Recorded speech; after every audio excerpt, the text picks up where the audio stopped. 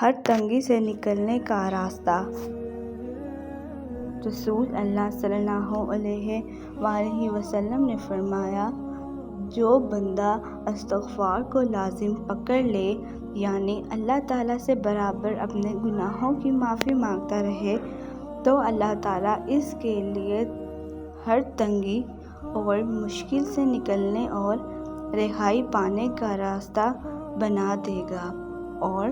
اس کی ہر فکر پریشانی کو دور کر کے کشیدگی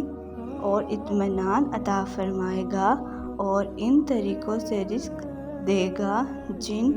کا اس کو خیال بھی نہ ہوگا۔